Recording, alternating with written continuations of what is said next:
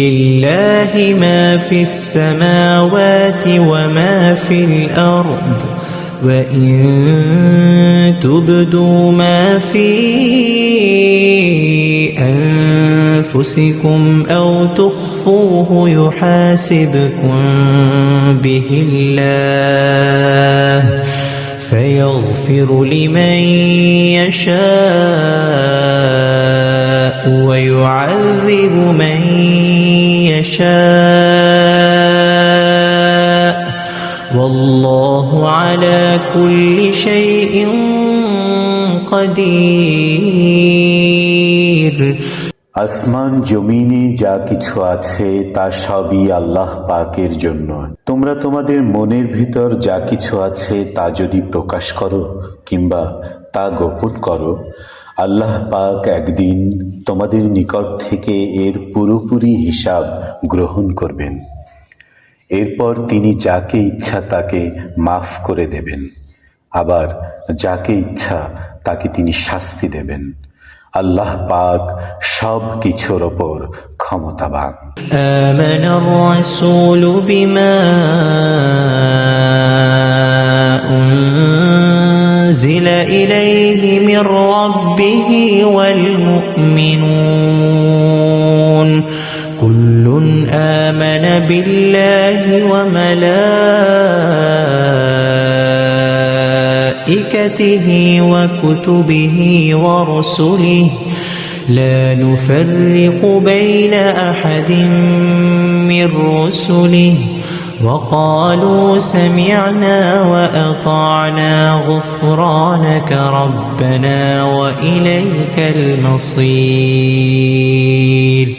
আল্লাহর রাসূল সে বিষয়ের উপর ঈমান এনেছে যা তার উপর তার মালিকের পক্ষ থেকে অবতীর্ণ করা হয়েছে, আর যারা সে রাসূলের উপর বিশ্বাস স্থাপন করেছে তারাও সে একই বিষয়ের উপর ঈমান এনেছে। এরা সবাই ঈমান এনেছে আল্লাহর ওপর, তার ফেরেশতাদের ওপর, তার কিতাবসমূহের ওপর, তার রাসূলদের ওপর।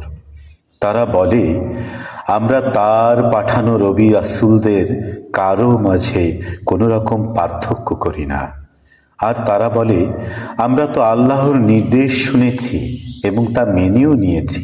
হে আমাদের প্রভু, আমরা তোমার কাছে ক্ষমা প্রার্থনা করি এবং আমরা জানি আমাদের একদিন তোমার নিকটেই ফিরে যেতে হবে। لا يكلف الله نفسا إلا وسعها لها ما كسبت وعليها ما اكتسبت ربنا لا تؤاخذنا إن نسينا أو أخطأنا ربنا ولا تحمل علينا إصرا كما حملته على الذين من قبلنا ربنا ولا تحملنا ما لا طاقة لنا به واعف عنا واغفر لنا وارحمنا أنت مولانا فانصرنا على القوم الكافرين। আল্লাহ পাক কখনো কাউকেই তার শক্তি সামর্থ্যের বাইরে কোনো কাজের দায়িত্ব চাপিয়ে দেন না। সে ব্যক্তির জন্যে ততটুকুই বিনিময় রয়েছে যতটুকু সে দুনিয়ায় সম্পন্ন করবে, আবার সে যতটুকু মন্দ অর্জন করেছে তার উপর ততটুকুই শাস্তি পতিত হবে। অতএব হে মুমিন ব্যক্তিরা, তোমরা এই বলে দোয়া করো, হে আমাদের প্রভু, যদি আমরা কিছু ভুলে যাই, কোথাও যদি আমরা কোনো ভুল করে বসি, তার জন্য তুমি আমাদের পাকড়াও করো না। হে আমাদের মালিক, আমাদের পূর্ববর্তী জাতিদের ওপর যে ধরনের বোঝা তুমি চাপিয়েছিলে তা আমাদের উপর চাপিও না।